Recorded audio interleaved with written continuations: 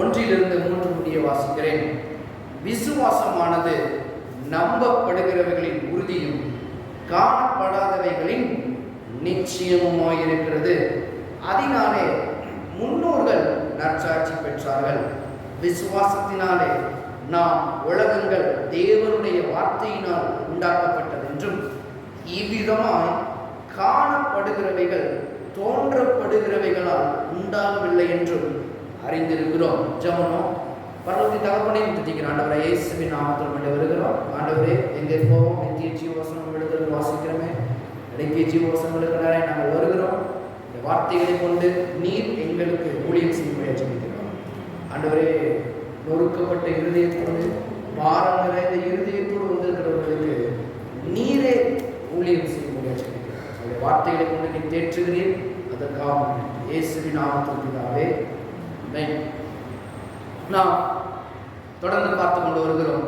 விசுவாசத்தின் மறுநோக்கம் என்ற தலைப்பின் கீழ் விசுவாசத்தின் எப்படி நாம் நிற்பது, அந்த சூழ்நிலைகளில் பாருங்க, குழப்பமான சூழ்நிலைகளில், அதைரியம் நிறைந்த சூழ்நிலையில், பயம் நிறைந்த சூழ்நிலைகளில், அடுத்து என்ன செய்வோம் என்ற எண்ணங்களின் மத்தியில் அப்பொழுது நாம் என்ன செய்ய வேண்டும், தேவனுடைய வார்த்தை என்னவாய் போதிக்கிறது என்பதை குறித்து நாம் தொடர்ந்து பார்த்து கொண்டு வருகிறோம். அந்த விசுவாசத்தில் நிற்கும் பொழுது அந்த மறுபக்கத்திலே நாம் என்ன செய்ய வேண்டும்? தேவன் நமக்கு எல்லாமே செய்துவிட்டார் என்பதை எல்லாருக்கும் தெரிஞ்ச விஷயம் தான். பாருங்க, தேவன் எப்படிப்பட்ட தேவனாய் இருக்கிறார். அவர் விசுவாசத்தின் தேவனாய் இருக்கிறார். அவர் தான் விசுவாசத்தை துவக்கிறவரும் முடிக்கிறவருமாய் இருக்கிறார் என்று போன வாரத்தில் எடுத்து காமிச்சார். அப்ப விசுவாசத்தை சரியா புரிஞ்சுக்கணும். விசுவாசத்தை கரெக்டா அப்ளை பண்ணோம் அப்படின்னா விசுவாசத்தை என்ன பண்ணலாம்? நாம் என்ன விசுவாசிக்கிறோமோ அதை நம்முடைய வாழ்க்கையிலே பெற்றுக்கொள்ளலாம். பெற்றுக்கொள்வதற்கு முதல் வழி என்ன? விசுவாசத்தை துவக்கிறவரும் முடிக்கிறவருமாகிய இயேசுவை நோக்கி எந்த மனுஷன் ஓடுகிறானோ அந்த மனுஷனுக்கு தோல்வி என்பதே கிடையாது. அதான் பாருங்க, விசுவாசம் இயேசுவை அல்லாமல் ஒரு விசுவாசம் அல்ல. அதனாலதான் இயேசு ஏற்கனவே இந்த உலகத்தில் வந்தப்ப எல்லாவற்றையும் நமக்காக காண்பித்திருக்கிறார். எது விசுவாசம், எப்படி இருக்க வேண்டும் விசுவாசம்? விசுவாசம் என்பது பேச்சு தான் விசுவாசம் என்று சொன்னேன். அப்ப பேச்சு எப்படி இருக்க வேண்டும், மனது எப்படி இருக்க வேண்டும், நம்முடைய எண்ணங்கள் எப்படி இருக்க வேண்டும் என்பதை குறித்து ஒன்றாக பார்த்து கொண்டு வருகிறோம். அப்ப இயேசு எப்படி இருந்தார் இந்த விசுவாசத்தில்?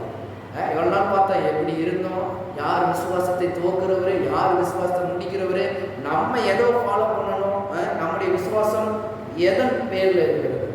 என் விசுவாசத்தின் பேர்ல இருக்குதா, இல்ல தேவ வார்த்தையின் மேல என் விசுவாசம் இருக்கிறதா? அதான் பாருங்க, தேவ வார்த்தையின் மேல என்னைக்கு நம்முடைய விசுவாசம் இருக்குதோ அப்பொழுதுதான் வார்த்தையின்படியே தேவன் பயங்கர அற்புதங்களை செய்ய வல்லவர். அன்னைக்கு இஸ்ரவேல் ஜனங்கள் எல்லாம் போயிட்டு இருந்தாங்க, செங்கடல் முன்னாடி நிக்குது, என்ன செய்யணும் தெரியல. இப்ப மோசே என்னன்னாலும் செய்யலாம், ஆனா எதுவுமே செய்யல. ஏன் செய்யல? தேவன்கிட்ட கேட்கிறாங்க, அப்ப நான் என்ன செய்யணும்? பாருங்க, ஆண்டவர் சரியா சொன்னாரு, நீ குடிச்சிருக்க போல என்ன பண்ணி உயர்த்தி குடி. நீ உயர்த்தி குடிக்கும் போது செங்கடல் என்ன பண்ணுவான்? இரண்டா புரியும். நம்முடைய ஜனங்களை என்ன பண்ண, இந்த திசையில இருந்து அந்த திசைக்கு போக சொல்லு அப்படின்னு. ஆனா வார்த்தை வழியா வந்துருச்சு. இப்ப மோசே இதெல்லாம் எப்படி நடக்கணும் மோசையும் யோசித்தான் என்றால் செங்கடல் பிளந்திருக்காது, இஸ்ரவேல் ஜனங்களும் போயிருக்க மாட்டாங்க. இன்னைக்கு பாருங்க, இன்னைக்கு நாமளும் அப்படிதான் இருக்கிறோம். தேவ வார்த்தை வந்துச்சு, தேவன் ஒன்று செய்ய சொல்லுகிறார் அப்படின்னா அதை நாம் தைரியமாக காலை எடுத்து ஸ்டெப் வச்சு என்ன பண்ணணும்? செய்ய ஆரம்பிக்கணும். அப்படி செய்யும் பொழுதுதான் செங்கடல் அன்னைக்கு பிளந்தது போல நம்முடைய வாழ்க்கையில இருக்கிற எதிரான மலைகளையும் பெயர்க்க நம்மாலே முடியும். பாருங்க, அது தேவன் தான் நம்மளுக்கு உதவி செய்கிறார். அந்த வார்த்தை தான் நமக்கு உதவி செய்கிறது. பாருங்க, இந்த பேஸ்ல ரொம்ப கரெக்டா இருக்கணும். நான் விசுவாசத்துல சொல்றேன், ஆனா எதை நம்பி விசுவாசத்துல சொல்றேன்? கர்த்தருடைய வார்த்தையின் மேல. சில பேர் சொல்லுவாங்க, நான் பணக்காரனா இருந்தீங்க, நான் பணக்காரனா இருந்தீங்க. எப்படி ஆவீங்க கேட்டா தெரியாது, ஆனா பணக்காரனா இருங்க. என்ன பண்ணிட்டேன், சர்ச்சுக்கு வந்துட்டேன். சர்ச்சுக்கு வந்தோம்னா பணக்காரனா எல்லாரும் என்ன பண்ணணும், பணக்காரன் ஆயிருக்கணும். சர்ச்சுக்கு வந்து எல்லாருமே வியாதி, நீங்க இருக்க எல்லாரும் வியாதி. அப்ப என்ன இருக்குதுன்னா பேஸ் சரியா இருக்க வேண்டும் என்று கர்த்தருடைய ஆவியானவர் விரும்புகிறார். அது என்ன பேஸ் அப்படின்னு தெரியுமா? வார்த்தையிலே இருக்க வேண்டும். நீங்கள் சொல்லும் போது கூட என் தேவன் அவருடைய என்னுடைய தரித்திரத்தினால என்ன பண்ணார், அவர் தரித்திரமாக்கப்பட்டார், அவருடைய ஐஸ்வர்யத்தினாலே நான் இப்பொழுது ஐஸ்வர்யமாய் மாறி இருக்கிறேன். வசனத்தை சொல்லணும் பாருங்க. சரியான வசனத்தின் மேல நீங்கள் கட்டப்பட்டீர்கள் என்றால் வேதம் சொல்லுகிறது, பெருங்காற்று அடிக்கலாம், பெருவெல்லம் சுரியலாம், ஆனால் அடித்த ஒன்று எதுவுமே சேதப்படுத்தாது. ஏன் சேதப்படுத்தாது? அது கற்பனையாகிய இயேசுவின் மேல் கட்டப்பட்டது. அல்லது இயேசுவின் மேல் கட்டப்பட்டது. அப்ப இயேசுதான் எல்லாவற்றிற்கும் மாதிரியா இருக்கிறார். இயேசுதான் பேஸ். இயேசுதான் ரொம்ப முக்கியமான ஒரு நபர். கிறிஸ்தவ ஜீவியமே சுற்றி சுழல்கிறது ஒரே ஒரு நபர், ஆண்டவராகிய இயேசுவை மாத்திரம்தான். அதாவது இயேசுவை குறித்த ஒரு வெளிப்பாடு, இயேசுவை குறித்த ஒரு அறிகின்ற அறிவு, அவரை அறிகின்ற அறிவே ஞானத்தின் ஆரம்பம் என்று போட்டிருக்கிறது. ஒரு சில டிரான்ஸ்லேஷன் எப்படி வருது, அவரை அறிகின்ற அறிவே எல்லாவற்றிற்கும் ஆதாரமாக இருக்கிறது. இப்ப எல்லாவற்றிற்கும் ஆதாரம் இயேசு மாத்திரம்தான். இந்த இயேசு இல்லை அப்படின்னா நம் வாழ்க்கையில் முன்னேற முடியாது. நம் வாழ்க்கையில் பாருங்க, மேலான நிலைமைக்கு வர இயேசு மாத்திரம்தான் ஒருவரே. அவரை அன்றி வேறு உயர்வதற்கு வாய்ப்பே கிடையாது. இன்னைக்கு பாருங்க, நிறைய பேர் யோசிக்கிறாங்க. நிறைய பேர் நிறைய விதமா யோசிக்கிறாங்க. இது எப்படி முடியும், அது எப்படி நடக்கும், இதெல்லாம் முடியுமா, இதெல்லாம் நடக்குமா? நான் சொல்லுகிறேன், எங்கெங்கேயோ போயிருப்பாங்க. உங்க நம்பிக்கை உடைஞ்சு போயிருச்சு நினைக்கிறீங்களா? இனிமேல் சான்ஸே இல்லைங்க, இனிமேல் மாறுறதுக்கு வாய்ப்பே இல்லைங்க அப்படின்னு நினைச்சீங்கன்னா நான் சொல்லுகிறேன், இந்த இயேசுவை உங்களுக்கு அறிமுகப்படுத்துகிறேன். இந்த இயேசுவினால் கூடாதது ஒன்றுமே கிடையாது. அவர் எல்லாவற்றையும் மாற்றி அமைப்பார். அவரால் கூடாத காரியம் ஒன்றுமே கிடையாது. அப்ப இந்த விசுவாசத்துல இருக்கும் பொழுது ரொம்ப முக்கியமானது என்னன்னா, இயேசுவை நாம் பார்த்து கற்றுக்கொள்ள வேண்டும். விசுவாசத்தை அவர் எவ்விதமாய் செயல்படுத்துகிறார். திருப்புங்க மார்க்கு 11வது அதிகாரம், மார்க் 11.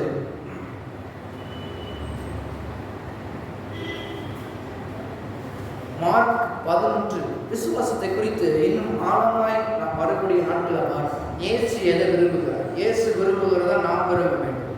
இயேசு எதை செயல்படுத்துகிறாரோ அதுதான் விசுவாசம். அந்த விசுவாசத்தை நாம் செயல்படுத்த வேண்டும். இப்படி யாரு சரியாக ஸ்டெப் பை ஸ்டெப்பா செய்கிறார்களோ அவர்களுக்கு தேவன் என்ன செய்தாரோ அதை நம்மால் செய்ய முடியும். அதனாலதான் இப்படி ஒரு வசனம் இருக்கிறது. மார்க்கு 11வது அதிகாரம் 23வது வசனம் பாருங்க.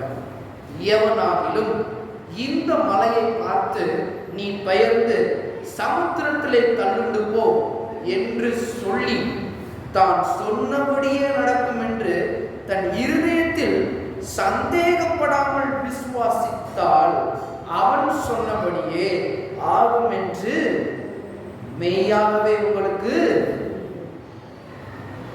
சொல்லுகிறேன். இங்க ஒரு வார்த்தை இருக்கிறது. இந்த வார்த்தை எல்லாத்துக்கும் தெரிஞ்ச வார்த்தை தான். நல்லா கவனிங்க. எவனாகிலும், இயேசுவை விசுவாசிக்கிற எவனாகிலும் பிரச்சனையாகிய மலையை பார்த்து என்ன பண்ணணுமா, நீ பெயர்ந்து சமுத்திரத்திலே தள்ளுண்டு போ என்று சொல்லி. அப்ப முதலாவது அவன் சொல்லணும். நல்லா கவனிங்க, அவன் சொல்லணும். விசுவாசத்தில் நிறைய ஸ்டெப் இருக்குது. அவன் சொல்லணும், தான் சொன்னபடியே நடக்கும் என்று தன் இருதயத்தில் சந்தேகப்படாமல் விசுவாசிக்க வேண்டும். பாருங்க, இந்த இயேசுவும் செய்து காண்பித்தார். ரொம்ப முக்கியமான காண்பிக்க வேண்டும். இரண்டாவது, தான் சொன்னபடியே நடக்கும் என்று இருதயத்தில் சந்தேகமே இருக்கக்கூடாது. மூன்றாவது, அவன் சொன்னபடி ஆகும் என்று மெய்யாகவே உங்களுக்கு சொல்லுகிறேன்னு சொன்னவர். இந்த வசனத்தை நம்ம வாசிக்கிறோம். ஆனா இது எந்த பேஸ்ல இருக்கணும், எந்த அஸ்திவாரத்தில் இருக்கணும்னு தேவன் ஒரு வார்த்தையை சொல்லியிருக்கிறார். 22 முன்னாடி வசனத்தை பாருங்க. அங்க இயேசு சொல்றாங்க. இயேசு அவர்களை நோக்கி சொல்றதுக்கு முன்னாடி இந்த வார்த்தையை தான் முதல் சொன்னாங்க. விசுவாசம் எங்கே இருக்க வேண்டும் என்பதை கவனிங்க. இயேசு அவர்களை நோக்கி தேவனிடத்தில் விசுவாசம் உள்ளவர்களாய் இருங்கள். ஆங்கிலத்தில் விதமாக எழுதுது God kind of faith அப்படின்னா தேவனுடைய விசுவாசத்தை உடையவர்களாய் இருங்கள். அப்ப தேவன் எப்படி விசுவாசத்தை உடையவராய் இருந்தாரோ அவ்விதமாய் நீங்கள் என்ன பண்ணணும்? விசுவாசத்துல இருக்கணும்னு தேவன் பிரியப்படுகிறார். அப்பதான் இந்த மலையை பார்த்து சொல்ல முடியும், பெயர்ந்து போன்னு சொல்ல முடியும், ஒண்ணு இல்லாமல் போக சொல்ல முடியும். சொன்ன மாதிரி நடக்கும். எப்ப நடக்கும்? தேவனுடைய விசுவாசத்தை இன்னைக்கு நாமுடையவர்களாக இருக்க வேண்டாம். இப்ப தேவன் எப்படிப்பட்ட விசுவாசத்தை உடையவராக இருந்தார்? அவர் எப்படி விசுவாசத்தை தான் பயிற்சிவித்தார் பாருங்க. இது ஒரு பயிற்சி கூட. சொல்லப்போனா சபை என்பது என்ன? வேத வசனங்களை எடுத்து தேவன் எப்படி இருக்கிறார், என்னவா இருக்கிறார் என்பதை போதிக்கின்ற ஒரு இடம். ஏதோ வந்தோம், ஏதோ உட்கார்ந்து, ஏதோ போனதில்லை. வாழ்க்கை மாறுவதற்கான ஒரு இடம். வாழ்க்கை கவலையிலிருந்து சந்தோஷத்துக்கு மாற வேண்டும், துக்கத்திலிருந்து பாருங்க சந்தோஷமான வாழ்க்கைக்கு மாற வேண்டும், சுகவீனத்திலிருந்து சுகத்திற்கு மாற வேண்டும், பலவீனத்திலிருந்து பலத்திற்கு மாற வேண்டும், தரித்திரத்திலிருந்து ஐஸ்வர்யவனாக மாற வேண்டும். இதுதான் தேவனுடைய திட்டம். இப்ப அந்த திட்டத்துல தேவன் ஒன்றை வைத்திருக்கிறார், அதுதான் விசுவாசம். அப்ப விசுவாசம் இல்லாமல் தேவனுக்கு பிரியமா இருப்பது கூடாத காரியம். எப்படி நாம் தசம பாகத்துல அந்த பரிசுத்தமா இருப்பது என்பதை பார்த்தோமோ அதே போல விசுவாசத்திலும் தேவனுக்கு பிரியத்தோடு அவர் என்ன விரும்புகிறாரோ. அப்ப விசுவாசத்துல முதல் நம்ம எடுத்து வைக்கும் போது தேவனுடைய விசுவாசத்தை உடையவர்களாய் நீங்கள் இருக்க வேண்டும். அது என்ன? தேவனுடைய விசுவாசம்.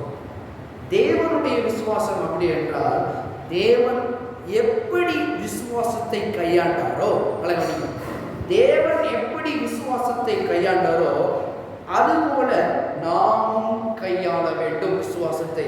அதனாலதான் இன்னொரு இடத்துல வேதத்துல போட்டிருக்கு, விசுவாசம் தப்பா பயன்படுத்துங்கன்னா கொல்லும் என்று வேதம் போட்டிருக்கிறது.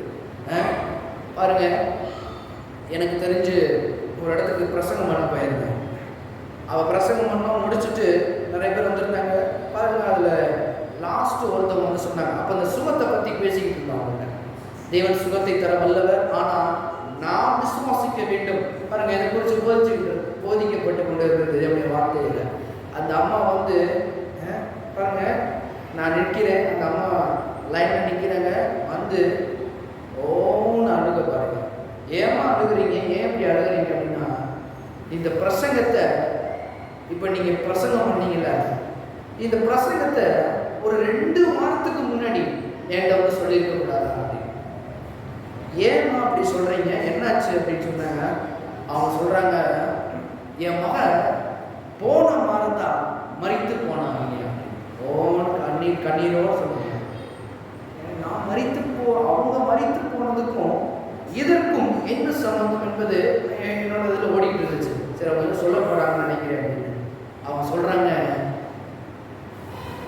ஒரு சபைக்கு நாங்கள் செஞ்சு கொண்டுகிட்டு இருக்கோம். அந்த சபையில் எங்களுக்கு என்ன போதிக்கப்பட்டது என்றால், சரீரத்தில் பலவீனம் வந்துருச்சுன்னா நீ என்ன பண்ணணும்? இயேசு ஒன்று பலவீனப்படுத்துகிறார், நீ எந்த மாத்திரை எடுத்துக்காது, எந்த இதையும் எடுக்காது. விசுவா எதமா படுத்தா படு, சுகமாக்கனா சுகமாக்கட்டும், தேவன் உயிரை எடுத்துக்கொண்டால் எடுத்துக்கொள்ளணும். பாருங்க, இப்படிப்பட்ட போதனை அவர்கள் கொடுத்துருக்காங்க. பாருங்க, இது இன்னும் இருக்குது, இன்னமும் இருக்கிறது அந்த சபையை நான் பார்த்துருக்கேன். அந்த அம்மா சொன்னதுதான் எனக்கு பாருங்க அப்படியே தூக்கி வாரி கொண்டுச்சு. வாலிப பிள்ளையா பாருங்க, வயசானவங்க வாலிப பிள்ளை. அந்த பிள்ளைக்கு வயசே வந்து 14 தான் பாருங்க. அப்ப அந்த பிள்ளை வியாதியா இருக்கும்போது சின்ன காய்ச்சல் தான் அடிச்சிருக்கு பாருங்க. வச்சு என்ன பண்ணாங்கன்னா வச்சிருந்தாங்க, காய்ச்சல் திரும்ப பெருகிக்கிட்டே இருந்து நம்ம வாசல் சொன்னாங்க, தேவன் சுகமாக்கணும், சுகமாக்கட்டும், மருந்து எடுக்காத, மாத்திரை எடுக்காத, ஒன்றும் எடுக்காத. பாருங்க, அவர் இது ஏதோ சொல்லியிருந்தா சொல்லட்டும், ஆனால் இன்னொன்னையும் சொல்லாமல் விட்டுட்டாரு. வார்த்தையும் என்ன பண்ணல, வார்த்தையாவது விசுவாசம், வார்த்தை இருக்கக்கூடிய வார்த்தை என்ன பண்ணணும், நிச்சயமா உன்னை சுகப்படுத்துன்றதையும் சொல்லல. பாருங்க, தேவனுடைய சித்தம் என்னவோ அது நடக்கட்டும் அந்த பிள்ளையோட வாழ்க்கையில் அப்படின்னு சொல்லப்பட்டார். தேவனுடைய சித்தம் என்னங்க? யோவான் எழுதப்பட்டிருக்குது, திரும்ப 3 யோவான் 1:2, பிரியமானவனே, உன் ஆத்துமா வாழ்கிறது போல நீ எல்லாவற்றிலும் வாழ்ந்து சுகமாய் இருக்கும்படி வேண்டுகிறேன். நீ சுகமா சுகமாய் இருக்க வேண்டும் என்று நான் விரும்புகிறேன். தேவனுடைய சித்தம் இதான் பாருங்க. இப்ப இந்த வார்த்தையாவது அவர்கள் என்ன பண்ண வேண்டும்? பிடித்திருக்க வேண்டும். பிடிக்கல, விட்டனால பாருங்க சுகத்தை அந்த பிள்ளை பாருங்க வாழ்ந்திருக்க வேண்டிய ஒரு பிள்ளை மரித்து போயிடுச்சு. அந்த பிரசங்கர் வந்து சொன்னாராம், தேவனுடைய சித்தம் இந்த பிள்ளைய பரலோகத்தில் எடுத்துக்கொண்டு போவது தான் தேவனுடைய சித்தம் அப்படின்னா. ஏன் நான் சொல்லுகிறேன் என்றால், தேவ வசனங்களை சரியா கையாளவில்லை என்றால், நான் நினைக்கிறது தான் விசுவாசம் என்று எண்ணினால் விசுவாசம் கொள்ளும். நல்லா கவனிச்சுக்கோங்க, விசுவாசம் கொள்ளும். தப்பா பாருங்க, தப்பா சூஸ் பண்ணனால இவங்களுடைய தெரிந்து கொள்ளுதல் உங்க பிள்ளை என்ன ஆயிடுச்சு? அந்த அம்மா சொன்னாங்க, இந்த பிரசங்கம் தேவன் சுகமாக்குற தேவன், அவருடைய தழும்புகளால் சுகமானேன். இதை நம்ம என்னைக்கு விசுவாசிக்கிறோமோ தேவன் சுகத்தை தருகிறவரோ இருக்கிறார் என்ற பிரசங்கத்தை அவங்க கேட்டு வந்து சொன்னாங்க, ஒரு 2 வாரத்துக்கு முன்னாடி நீங்க வந்திருக்க கூடாதா? அதனாலதான் இன்னமும் அந்த வார்த்தை எனக்குள்ள ஓடிக்கொண்டே 2 வாரத்துக்கு முன்னாடி வந்து பிரசங்கம் பண்ணிருக்க கூடாதா? 1 வாரத்துக்கு முன்னாடி வந்து பிரசங்கம் பண்ணிருக்க கூடாதா? இந்த வார்த்தைகளை கேட்டு உடனே இந்த வார்த்தைகளை விசுவாசிக்க ஆரம்பிச்சிருப்போமே, எடுக்க வேண்டிய டேப்லெட்ஸ் ஏதாவது எடுத்திருப்போமே. ஆனா முழுக்க முழுக்க என்னுடைய விசுவாசம் எதன் மேல இருந்திருக்கோம்? வார்த்தை மேல இருந்திருக்கணுமே. ஆனா டூ லேட். என் மக இறந்து போய் குழிக்குள்ள போயிட்டா பாருங்க. அது கேட்டதுல இருந்து அந்த அவங்க சொன்ன வார்த்தை இன்னும் என் ஞாபகத்துக்கு வருது. ஏன் இதை சொல்லுகிறேன் என்றால், தவறான போதனை நம்மளை என்ன ஆகும்னா நம்மளை தவறான வழியில நடத்திட்டு இருக்கு. அதனாலதான் தேவன் எல்லாரும் மத்தியிலும் இரக்க குணமாய் இருந்தார். எல்லாரையும் பாருங்க மன துருக்கத்தின்படி பார்த்தார். ஏன் அந்த மன துருக்கம் அவர்கள் இருந்துச்சுன்னா, அன்று அவர்கள் வாழ்ந்த காலத்திலும் தவறாய் போதிக்கப்பட்டது. இப்படி தேவன் தான் உன்னை அடிப்பார், தேவன் தான் நொறுக்குவார், தேவன் தான் கொள்ளுவார், தேவன் தான் வியாதியை கொடுப்பார் என்று அவர்கள் போதித்து வைத்திருந்தார்கள். உன்னால ஒண்ணும் முடியாது, உன்னால ஒன்றும் செய்ய முடியாது, நீ இருக்கிற வண்ணமா இருந்துட்டு போ, நீ உன்னால உயர முடியாது, நீ இருக்கிற நிலைமையில உன்னால உயர முடியாது. பாருங்க, அப்படிப்பட்ட ஒரு சமூகத்துல வாழ்ந்து கொண்டிருந்தவர்களுக்கு தேவன் வெளிச்சமாய் வந்தார். அதான் அவர் வெளிச்சத்தின் தேவன். அந்த வெளிச்சத்தின் தேவன் வந்ததுக்கு அப்புறம் தான் யோவான் 8:32 படி சத்தியத்தின் அறிவுகள் சத்தியங்களை விடுதலையாக்கும் என்ற வசனத்தின்படி அவர் சத்தியம் உள்ளவராய் இந்த பூமிக்கு வந்தார். சத்தியம்னா என்ன என்று விளக்கம் கொடுத்தாரு பாருங்க. அதுதான் இயேசு இதை குறித்து சொல்றதை பார்க்கிறோம். அப்பா, நீ மலையை பார்த்து சொன்னபடியாகவும் இதெல்லாம் நடக்கும். ஆனா பேஸ் எதுல இருக்கணும் அப்படின்னா, தேவனிடத்தில் விசுவாசம் உள்ளவர்களாய் இருங்கள். உங்க விசுவாசம் எங்க துவங்கணும் அப்படின்னா, உங்க விசுவாசம் இயேசு தேவனுடைய வார்த்தையிலிருந்து துவங்க வேண்டும். அதுதான் சரியான துவக்கம், அதுதான் சரியான விசுவாசம். எங்க பாஸ்டர் பார்த்துக்கிட்டே நான் துவங்குறேன் அப்படின்னா சரியான விசுவாசம் இல்லை. எங்க சபையை பார்த்துக்கிட்டு துவங்குறேன் இல்லை. தேவனுடைய வார்த்தையை வைத்து நீங்கள் துவங்கும் பொழுது தேவன் அதிசயங்களையும் அற்புதங்களையும் செய்ய வல்லவர். அதனால்தான் தேவன் சொன்னாரு, இந்த மாதிரி நீங்கள் விசுவாசத்தை உடையவர்களாக இருங்கள். 23 இந்த மலையை பார்த்து சொன்னதுக்கு அப்புறம் அவர் 24 சொல்றாரு பாருங்க. ஆதலால் நீங்கள் ஜெபம் பண்ணும்போது எவைகளை கேட்டுக்கொள்வீர்களோ அவைகளை பெற்றுக்கொண்டோம் என்று. எப்படிப்பட்ட விசுவாசம் பாருங்க. ஏன் அப்படி சொல்றாரு? நான் ஜெபத்துல ஒண்ணு கேட்க போறேன், எனக்கு இன்னும் கிடைக்கல, நான் கேட்கத்தான் போறேன். நான் கேட்கும் போதே அவர் சொல்றாரு, கேட்கும் போதே பெற்றுக்கொண்டோம் என்று விசுவாசியுங்கள், அப்பொழுது அவைகள் உங்களுக்கு உண்டாகும். உண்டாகும் என்றால் ஆங்கிலத்தில் விதமாய் வருகிறது. அங்க நம்ம படிச்சோம்னா எபிரேயர்ல இல்லாததில் இருந்து ஒன்றை உருவாக்கி தரக்கூடியவர் நம்முடைய தேவன். இந்த வார்த்தையும் அப்படிதான். நம்ம ஜெபம் பண்ணும்போது நடக்கிற ஜெபத்தை கேட்கிறோம், கேட்ட உடனே நம்ம இடத்துல எது இல்லையோ அதை உருவாக்கி, அந்த விசுவாசம் உருவாக்கி தரக்கூடியதா இருக்கிறது. மறுபடியும் சொல்லுகிறேன், ஜெபனுடைய தேவைகளுக்காக ஜெபம் பண்றோம். இந்த வார்த்தைகளை வைத்து ஜெபம் பண்ணும் பொழுது இப்ப தேவை இருக்கிறது, ஆனா வார்த்தை இருக்கிறது. இப்ப இந்த வார்த்தையை நாம் விசுவாசித்து, நலவணிய இந்த வார்த்தையை விசுவாசித்து இப்ப நாம ஜெபம் பண்ணும் பொழுது இல்லாததை இருக்கிறது போல அவர் அழைத்து இப்ப நம்ம மத்தியில் என்ன பண்ணுகிறார், வந்து கொடுக்கிறார். சிம்பிளா சொல்ற ஒரு எக்ஸாம்பிள், அன்னைக்கு பூமி எங்கும் இருள்மயமா இருந்தது. பாருங்க, ஆதியாகமம் 1-2 நீங்க படிச்சு பார்த்தீங்கன்னா ஒழுங்கின்மை வெறுமையா இருந்துச்சு. வெளிச்சம் உண்டாக கிடக்குது என்றால் வெளிச்சம் உண்டாயிற்று. முதலாவது தேவனுடைய வார்த்தை அழுகிறது. அந்த வார்த்தை ஒண்ணுமே இல்லை. இப்ப இந்த வார்த்தை பிரசித்தமாகிறது. வார்த்தை வெளிச்சமாய் மாறி வெளிச்சத்தை கண்ணால் நாம் காண முடிகிற அளவுக்கு தேவன் கொண்டு வந்து கொடுக்கிறார்.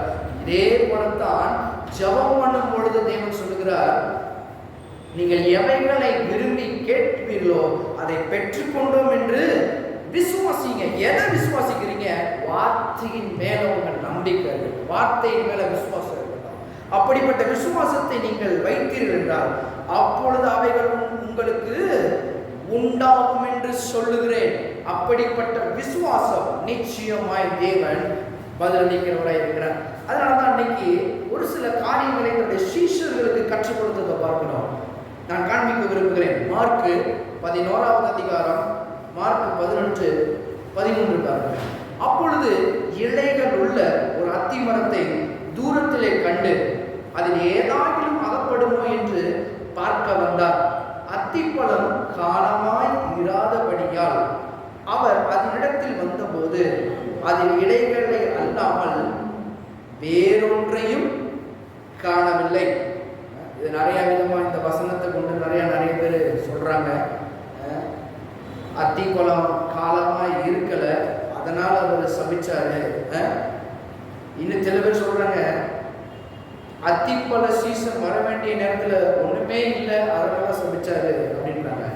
இன்னும் சில பேர் சொல்றாங்க அத்திப்பழத்தை கொடுக்கல, அதனால என்ன பண்ணாரு, சபிச்சாரு. கொஞ்சம் வசனத்தை கொஞ்சம் தெளிவா பார்த்தாலே இத்தனை குழப்பங்களும் தேவையில்லை. வேதமே போட்டிருக்குது, அப்பொழுது இலையில் உள்ள ஒரு அத்தி மரத்தை தூரத்திலே கண்டு, இலை இருக்குதா, இருக்குது, ஆமா, அது அத்தி மரத்தை தூரத்திலே கண்டு அது ஏதாயிலும் அகப்படுமோ என்று பார்க்க வந்தார். அத்திப்பழ காலமாய் இராதபடியால் அவர் அதனிடத்தில் வந்தபோது அதன் இலைகளை அல்லாமல் வேறொன்றையும், அப்ப அந்த சீசன் இல்லை, அதனால என்ன இல்லை, அதனுடைய பழம் இல்லை. இப்ப தேவனுக்கு தெளிவா தெரியுது. இப்போ ஒரு மரத்தை சூஸ் பண்றாங்க, நல்லா கவனிங்க, எல்லா மரத்தையும் சூஸ் பண்ணல, அவருக்கு ஒரு மரம் தேவைப்பட்டது. அது அத்திப்பழ சீசன் இல்லாத ஒரு மரம், சீசன் உள்ள ஒரு மரத்தை பார்த்து அவரு சொல்லியிருக்கல. ஒரு மரத்தை சூஸ் பண்றாரு பாருங்க. அதுக்கு நிறைய ஆராய்ச்சியாளர்கள் சொல்றாங்க, இதை சூஸ் பண்ணதே நிறைய காரணங்கள்லாம் இருக்குது. தேவன் படைத்தது ஒன்றும் கெட்டது கிடையாது, நல்லது. இவர் ஒரு எடுத்துக்காட்டை காண்பிப்பதற்காக அத்தி மரம் பழங்கள் சீசன் இல்லாத நேரத்துல இருக்கின்ற ஒரு மரம், அந்த மரம் என்னன்னா அத்திப்பழ மரம் தான். அன்னைக்கு அந்த இருந்த மரம் வந்து பாருங்க. இப்ப அதை சூஸ் பண்ணி இவர் எப்படிப்பட்டவர், இவர்களுக்கு விசுவாசத்தை காண்பிப்பதற்காக ஒரு மரத்தை தேர்வு செய்கிறார்கள். நான் போற வாரமே சொன்னேன், விசுவாசத்தை எப்படி பயிற்சிவிப்பது என்பதை குறித்து நான் எடுக்கிறேன். இன்றிலிருந்து அதை நாம் பார்க்க ஆரம்பிக்க போகிறோம். பாருங்க, உன்னை சூஸ் பண்றாரு. நீங்க இன்னைக்கு போகும்போது உன்னை சூஸ் பண்ணுங்க. இன்றிலிருந்து இது என் வாழ்க்கையில இருக்கக்கூடாது, இதை விரட்டுற வரைக்கும் நான் என்ன பண்ண மாட்டேன், விசுவாசத்தை விட்டு ஓய மாட்டேன். இது விசுவாசத்தை பிடிக்கணும் பாருங்க. அன்னைக்கு அவங்களுக்கு காண்பிப்பதற்காக அவர்களுக்கு கண்களுக்கு எதுவாக தெரிந்ததோ அதை சூஸ் பண்றாரு. இப்ப சூஸ் பண்ணிட்டு அவர் என்ன பண்றாரு பாருங்க. 14, அப்பொழுது இயேசு அதை பார்த்து, இது முதல் ஒரு காலம் ஒருவனும் உன்னிடத்தில் கனியை புசிக்காதிருக்க கடவன் என்றார். அதை அவருடைய சீஷர்கள் கேட்டார்கள். அந்த அத்தி மரத்தை பார்த்து, இனிமேல் ஒரு காலம் ஒருவனும் இடத்துல இந்த மரத்திலிருந்து ஒருவனும் புசிக்க மாட்டான். இன்னைக்கு அத்திப்பழம் எல்லா நாட்டிலையும் விளையுது, எல்லாத்தையும் தேவன் சொல்லல. அவர் வச்ச குறி என்னவோ அதான் விசுவாசம். விசுவாசம் என்பது காணப்படாதவைகளின் உறுதி, நம்பப்படாதவைகளின் விசுவாசம். உன்னை சூஸ் பண்ணிட்டு அதை சொல்றாரு, இந்த மரத்தை மட்டும் இனி ஒருவனும் ஒரு காலம், நான் சொல்கிறேன் என்று வரைக்கும் அவர் சொன்ன அத்தி மரம் அந்த தடயமே இல்லாமல் போயிட்டு அரை ஆராய்ச்சியாளர் சொல்றாங்க. அவர் நடந்த பாதை வந்து எங்க ஊர்ல இருந்து அந்த பாதையா, அது நிறைய ரிசர்ச் பண்ணியிருக்கிறாங்க. நிறைய மரங்கள் இருந்ததெல்லாம் இருக்கா, ஆனா இந்த அத்தி மரம் இருந்தது மட்டும் ஒரு அடையாளம் கூட, ஒரு அடையாளமே இல்லையா. அவர் அந்த நடந்த அந்த ஆராய்ச்சி பண்ணி பார்த்ததுல அந்த பர்டிகுலர் ஸ்பேஸ்ல வரும்போது பார்த்தீங்கன்னா, இனி வரைக்கும் மற்ற மரங்களுடைய அந்த டிஎன்ஏ அந்த இலை எல்லாத்தையும் ஆராய்ச்சி பண்ணி பார்த்தா எல்லா மரமும் இருக்குது. அந்த ஒரு இது மட்டும் இன்னும் அடையாளமே. விசுவாசம் பாருங்க, கடைசி வரைக்கும் இல்லாத வரைக்கும் ஒன்றில்லாமல் ஆக்கிறது தான் விசுவாசம். அன்னைக்கு அவர் சொன்னார் பாருங்க, அதை அவருடைய சீஷர்கள் கேட்டார்கள். இப்ப சீஷர்கள் கேட்கிற வண்ணமாக சொல்றாரு, எப்பா நான் உன்னை சூஸ் பண்ணிட்டேன், அதை நான் சொல்லிட்டேன், இது முதல் ஒரு காலம் உன்னிடத்தில் கனியை புசிக்காது இருக்க கடவன் என்றார். அதை அவர்கள் சீஷர்கள் கேட்கிறாங்க. இவர் சொன்ன உடனே மாறிடுறாங்க. நல்லா கவனிங்க, வேதத்தில் போட்டிருக்குது. அதுக்கப்புறம் வரதான் அந்த 22வது வசனம் 23வது வசனம் பாருங்க. எவனாகிலும் இந்த மலையை பார்த்து நீ பெயர்ந்து, எப்பா நீ சொல்லு, அதை சொல்ல ஆரம்பி. நீ பெயர்ந்து முத சொல்லு. நீ பெயர்ந்து சமுத்திரத்திலே தள்ளுண்டு போ என்று சொல்லி, அது என்ன சமுத்திரம்? சமுத்திரத்துல ஒரு கொடுத்தோம்னா திரும்ப நீங்க தேடி எடுக்க முடியாது. சமுத்திரம் ஆழம் நிறைந்த ஒரு சமுத்திரம்.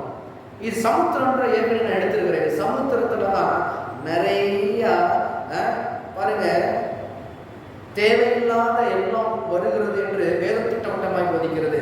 அப்ப சமுத்திரத்துல தள்ளுண்டு போச்சுன்னா, சமுத்திரத்துல ஒரு மனுஷன் ஏதாவது விட்டான்னு வச்சுக்கோங்களேன், அது சமுத்திரத்துல இருந்து திரும்ப மீட்டு எடுக்க யாராலும் முடியாது. அது ஆழம் நிறைந்த ஒன்று. கர்த்தர் சொல்றாரு, நீ சமுத்திரத்துல தள்ளுண்டு போயிட்டு சொல்லி சமுத்திரத்துல உன்னுடைய எண்ணங்களை முதலாவது சொல்லி கொண்டு போச்சு.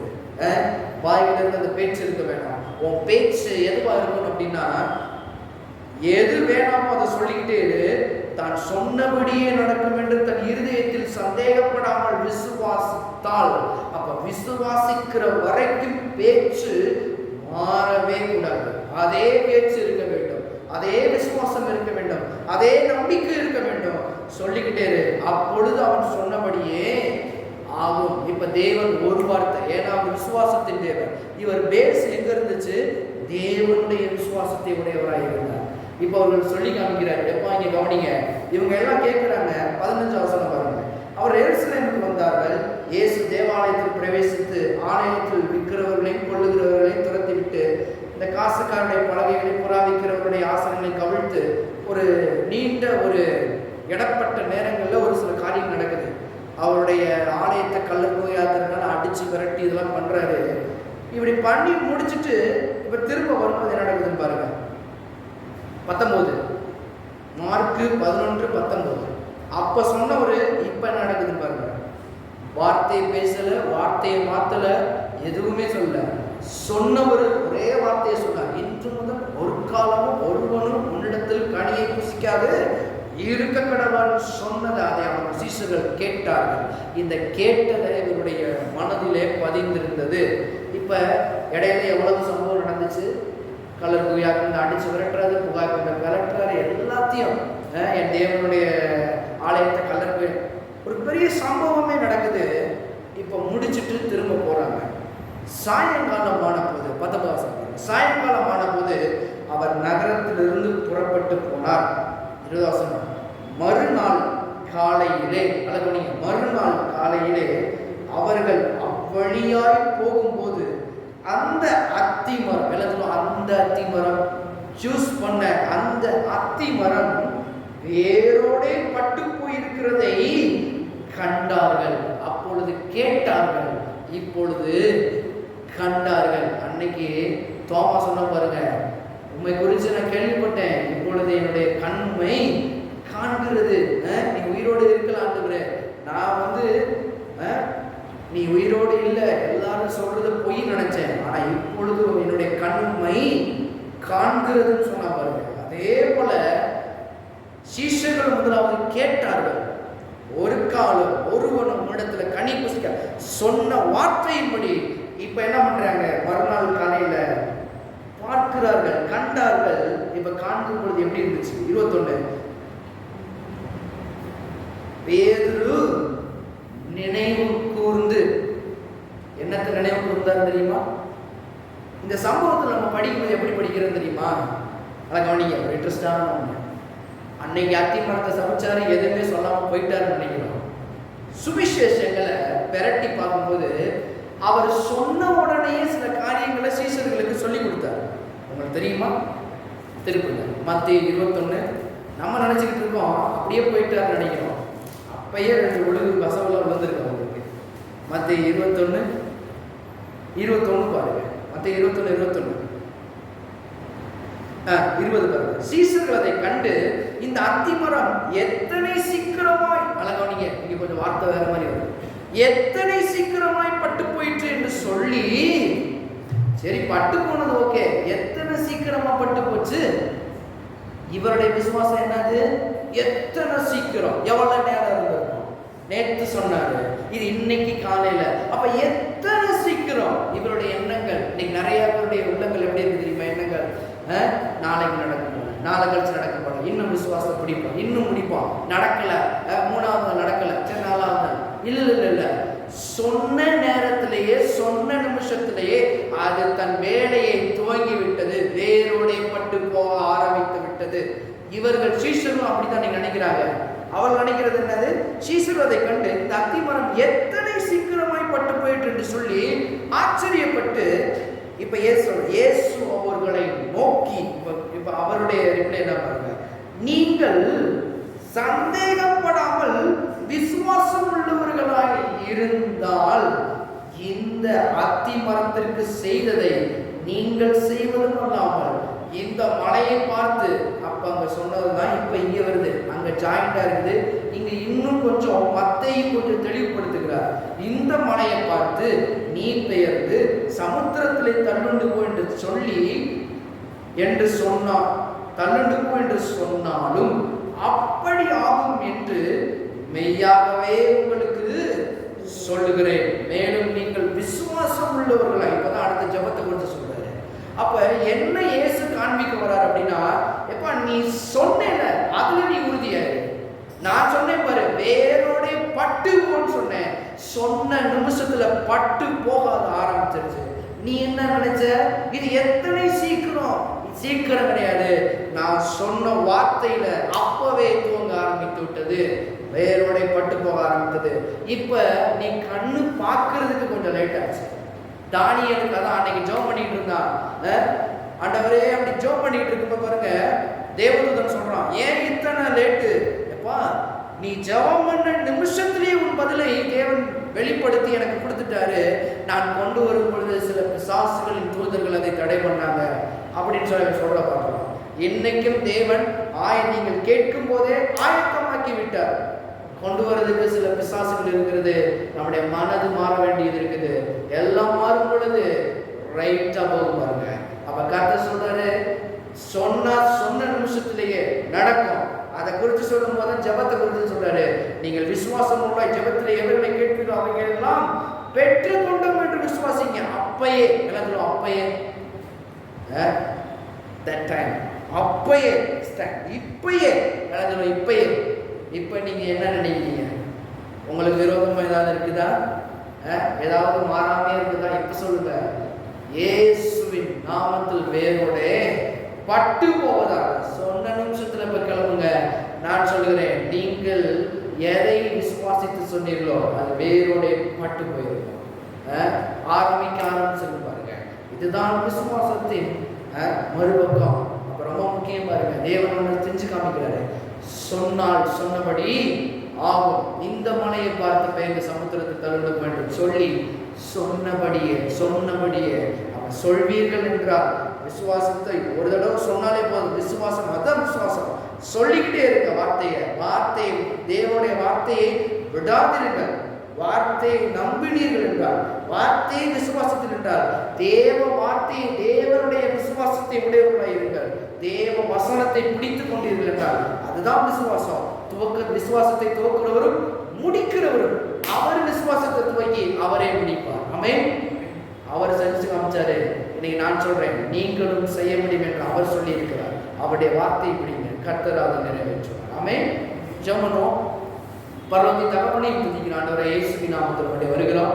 ஆண்டவரே, நீர் கொடுத்த இந்த விசுவாசத்தின் போதனைக்காக நன்றி ஆண்டவரே. இது நாங்கள் பார்த்த மாதிரி ஆண்டவரே, நீர் என்ன செய்கிறோ அதை நாங்கள் ஃபாலோ பண்ண, அந்த விசுவாசத்தை நாங்களும் உம்முடைய தேவனுடைய விசுவாசத்தை உடையவர்களாய் இருக்க, வார்த்தையை உறுதியாய் பற்றி கொண்டு ஆண்டவரே, நீர் சொன்ன மாதிரி எதையெல்லாம் கேட்கிறீர்களோ பெற்றுக்கொண்ட விசுவாசம் என்று சொன்னேன். இனி வருகின்ற நாட்கள்ல இன்னும் அதிகமாக வசனங்களை கேட்டு எங்களுடைய சந்தேகங்கள் எல்லாம் நீங்கி விசுவாசத்தில் வல்லவர்களாய் ஆகும்படி கேட்டதையெல்லாம் பெற்றுக்கொள்ள பரிசுத்த ஆவியானவர் விசுவாசத்தை துவக்கி முடித்து நீர் கொடுக்கிறீர் என்பதை விசுவாசிக்கிறோம். விசுவாசத்தோடு ஜெபிக்கிற ஒவ்வொருவரும் இன்றிலிருந்தே பதில் துளிர்கொண்டு இயேசுவின் நாமத்தினாலே அன்று வேரோடே பட்டு போனது போல எதையெல்லாம் என்னுடைய வாழ்க்கையிலே இது வேணாம், வேரோடே பட்டு போகட்டும் என்று சொல்லுகிறார்களோ, இன்றிலிருந்து வேரோடே பட்டு போகும்படி நான் கட்டளை எடுக்கிறேன். துளிர்க்கிறது துளிர்கொண்டும், பட்டு போகிறது பட்டு போகட்டும் இயேசுவின் நாமத்தினால. ஆண்டவரே, நீர் அழிதமாய் உதவி செய்கிறீர்கள், அதற்காக நன்றி. இயேசுவின் நாமத்தில் பிதாவே, ஆமென்.